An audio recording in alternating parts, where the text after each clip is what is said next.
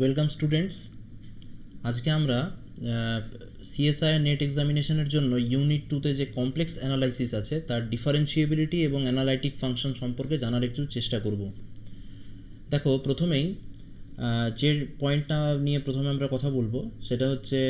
ডিফারেন্সিয়েবিলিটি of a complex function. ভালোভাবে লক্ষ্য করো, ডিফারেন্সিয়েবিলিটি অফ কমপ্লেক্স ফাংশনের জন্য প্রথমে আমরা দেখো একটা complex function F of Z আমরা ডিফাইন করেছি, দেখতেই পাচ্ছ। A complex function F of Z defined on a non-empty open set capital D is differentiable at z not belongs to D, অর্থাৎ D ওপেন সেট যেটা আমরা নিচ্ছি তার আন্ডারে যে কোনো একটা মেম্বার বা এলিমেন্ট z not আমরা ডিফাইন্ড করছি if limit z tends to z not f of z minus f of z not divided by z minus z not, অর্থাৎ এই যে রেশিওটা দেখতে পাচ্ছি এই রেশিওটা লিমিটিং কন্ডিশনে যদি এক্সিস্ট করে তাহলে সেক্ষেত্রে আমরা বলতে পারবো যে কমপ্লেক্স ফাংশনটা ডিফারেন্সিয়েশন করা যায়, অর্থাৎ কমপ্লেক্স ফাংশনটা হচ্ছে ডিফারেন্সিয়েবল। এবারে দেখো, চলে এসো, a function F of Z is said to be differentiable on capital D if it is differentiable at every point of capital D, অর্থাৎ কোনো একটা ডোমেনে যদি দেখা যায় যে সেটা ডিফারেন্সিয়েবল তার মানে হচ্ছে তার আন্ডারের প্রত্যেকটা পয়েন্টে সেটা কিন্তু ডিফারেন্সিয়েবল, তবেই সেটাকে আমরা ডোমেনে ডিফারেন্সিয়েবল বলতে পারবো। A function which is differentiable in the whole complex plane is called an entire function. খুব ইম্পর্টেন্ট, এন্টায়ার ফাংশন কাকে বলা হবে? যে ফাংশনটা দেখা যাবে যে পুরো কমপ্লেক্স প্লেনে ডিফারেন্সিয়েবল হয়ে যাচ্ছে তাকে আমরা এন্টায়ার ফাংশন বলতে পারবো। তো এই প্রসঙ্গে আমরা ইপসাইলন ডেল্টা ডেফিনিশন একটু জেনে নিই, যেহেতু আমরা অ্যানালাইসিস পড়ছি ইপসাইলন ডেল্টা ডেফিনিশন জানাটা খুব জরুরি। For any epsilon greater than zero there exists delta, অর্থাৎ ডেল্টাটা কীরকম হয়, যেটা ইপসাইলনের ওপরেও ডিপেন্ড করে আবার পয়েন্ট জেড নটের ওপরেও ডিপেন্ড করবে, এবং delta greater than zero such that mod of F of Z minus F of Z not divided by Z minus Z not minus F dashed Z not, অর্থাৎ এই পোর্শনটা এটা দেখো ইপসাইলনের থেকে ছোট হবে, ঠিক আছে। হোয়েনেভার তার জন্য একটা কন্ডিশন থাকে, যেটা লিমিটের যেটা কন্ডিশন সেটাই ইউজ করছি, zero less than mod Z minus z nought less than delta. এখন দেখো, যদি আমরা ইটা জেড বলে একটা ফাংশন আমরা ডিফাইন করি, দেখো ইটা জেড ফাংশনটা কীরকম, F of Z minus F of Z not divided by Z minus Z not minus F dashed Z not, যেখানে zero less than mod Z minus z nought less than delta এই condition use করছি, এবং যখন জেডের value Z নটের সাথে equal তখন আমরা দেখতে পাচ্ছি ইটা জেডের ভ্যালুটা হয়ে যাচ্ছে জিরো, ঠিক আছে। Limit Z tends to z nought eta Z, এটা দেখতে পাচ্ছি ভ্যালু আসছে জিরো এবং সেটা ইটা জেড নটের সাথে ইকুয়াল, অর্থাৎ ইটা is a continuous function at z nought, এবং এখান থেকে আমরা বলতে পারবো এফ অফ জেড হচ্ছে F of Z not plus F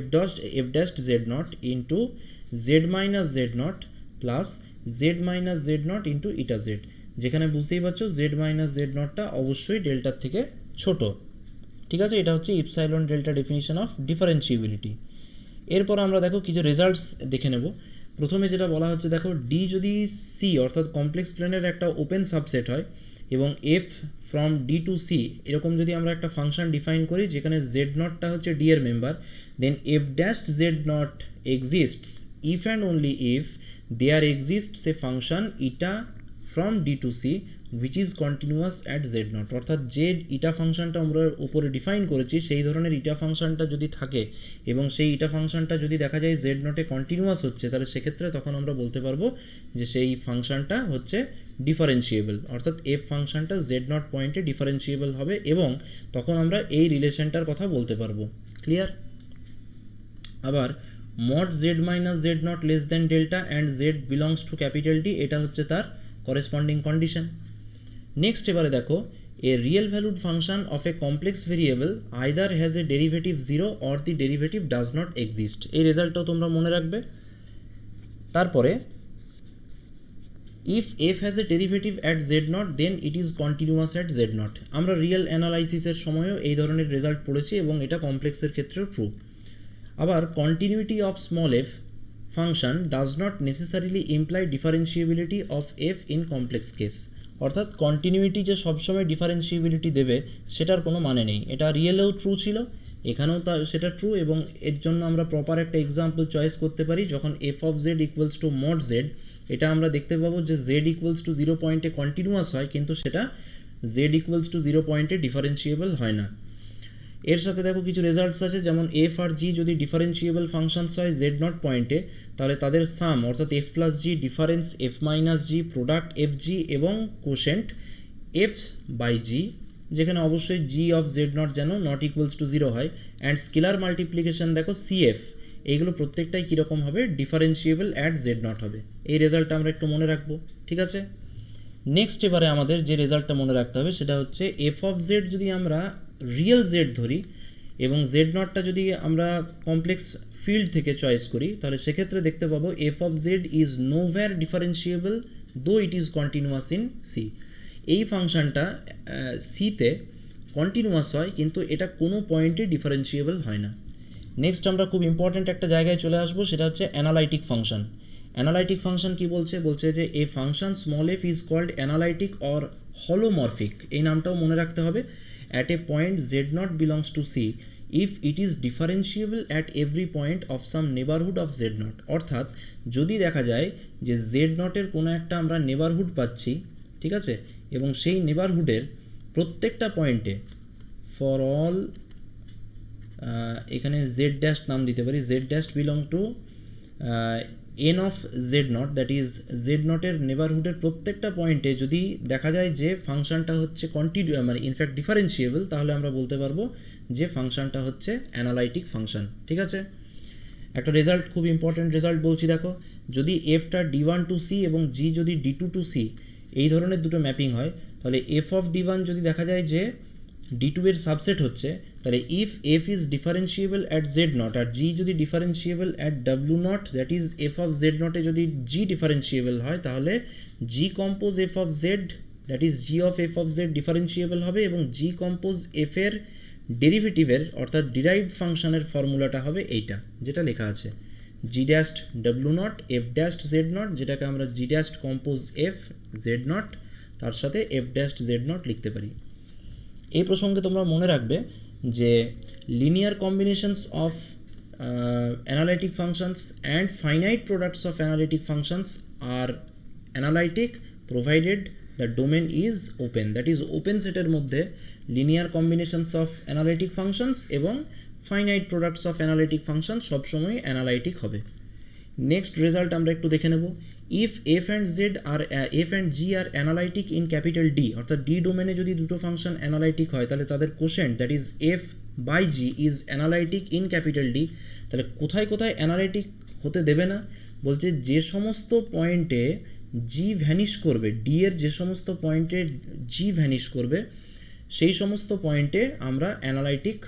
পাবো না ফাংশনটাকে, অর্থাৎ এফ স্ল্যাশ জি বা f by g is analytic in capital D except for those z in capital D at which g vanishes. তারপরের result খুবই সহজ, দেখো sum difference product and composition of entire functions আর entire, আমি entire function আগেই বলেছি যেটা পুরো কমপ্লিট সি ফিল্ডে ডিফারেন্সিয়েবল হবে। এই প্রসঙ্গে তোমাদেরকে একটা ইম্পর্টেন্ট আন্ডার গ্র্যাজুয়েট লেভেলের থিওরাম মনে করিয়ে দিচ্ছি, if F of Z equals to যদি U X comma Y plus i V X comma Y হয় এবং সেটা যদি জেড নট পয়েন্টে ডিফারেন্সিয়েবল হয়, তাহলে অবশ্যই z not that is x naught plus i y naught এই পয়েন্টে Cauchy Riemann equations that is CR equation satisfy করবে। সিআর ইকুয়েশনস কোনগুলো, del u by del x equals to del v by del y এবং del u by del y equals to minus del v by del x, এবং এটা মনে রাখবে এটা CR equations সবসময়ই x naught comma y naught পয়েন্টে satisfy করবে, ঠিক আছে। এই প্রসঙ্গে তোমাদেরকে একটা জিনিস আমি একটু লিখে দিচ্ছি, এগুলো তোমরা একটু দেখে নিতে পারো, যেমন হচ্ছে ধরো এক্স যখন আমরা লিখছি, এক্স মানে হচ্ছে তোমার z plus z bar by two, আবার ওয়াই মানে হচ্ছে minus i into z minus z bar by two. এইগুলো এক্স আর ওয়াইয়ের যদি ভ্যালু হয়, তাহলে সেক্ষেত্রে আমরা del del x equals to লিখতে পারবো del del x del z, ঠিক আছে। এটা ইনফ্যাক্ট আমরা এখানে ডেল ডেল জেড করে দিচ্ছি, ঠিক আছে, এটা ডেল ডেল জেড হবে। তাহলে তারপরে হবে প্লাস ডেল ডেল ওয়াই, তারপরে হচ্ছে ডেল ওয়াই ডেল জেড, ঠিক আছে। তাহলে এটাকে আমরা লিখতে পারবো half del del x minus i del del y, ঠিক আছে, তাহলে এটা হচ্ছে আমাদের ডেল ডেল জেড এর ভ্যালু। আবার একই রকম করে আমরা ডেল ডেল জেড বার এটাকে যদি আমরা সেট করি তাহলে এটা দেখতে পাবো half del del x plus i del del y এটা আসবে। তাহলে এখান থেকে দেখো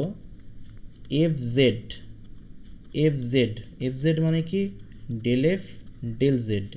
এবং এটার ভ্যালু হবে হাফ অপারেটর দিয়ে আমরা যদি লিখি তাহলে del f del x minus i del f del Y,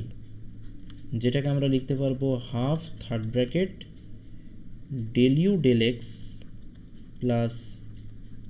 del v del y, ঠিক আছে, plus i into del v del x minus del u del y. আবার এফ জেড বার যদি লিখি তাহলে এফ জেড বারটা আসবে half third bracket দিলাম এখানে u x minus v y plus i u y plus v x, পুরোটা second ব্র্যাকেটের মধ্যে ইনক্লুড করে দিলাম। তাহলে এই কোয়ান্টিটিগুলো যখন আমরা পেয়ে গেলাম তাহলে এখান থেকে খুব একটা ইম্পর্টেন্ট আমরা এখান থেকে থিওরাম লিখতে পারি, সেটা হচ্ছে the necessary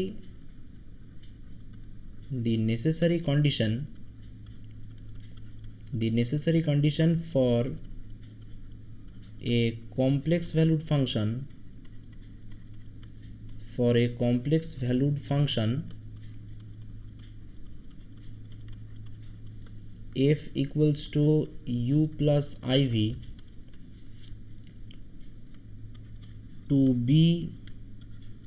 differentiable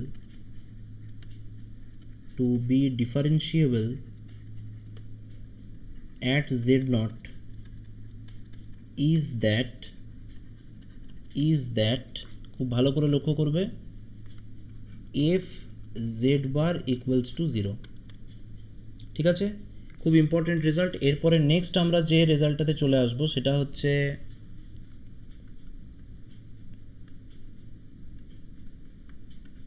নেক্সট দেখো থিওরাম যেটা আমরা লিখব, let f colon D arrow C where D is an open set in C containing the point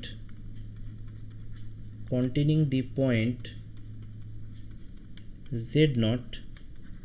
and obviously f of z equals to ux comma y plus iv x comma y for z equals to x plus iy belongs to capital D। তার সাথে condition লিখছি আমরা ux uy vx vy exist at each point in a neighborhood of z naught, ঠিক আছে, and are continuous at z naught। তার সঙ্গে second condition হচ্ছে the CR equations are valid at z naught, then f is differentiable at z naught, and obviously f dash z naught এর ভ্যালুটা হবে u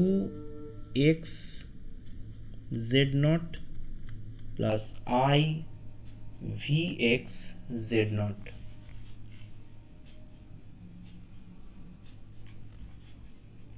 ঠিক আছে। তাহলে আজকে এতটাই আমরা ডিসকাস করলাম। খুব তাড়াতাড়ি আমরা নতুন কিছু লেকচার নিয়ে আলোচনায় ফিরে আসব।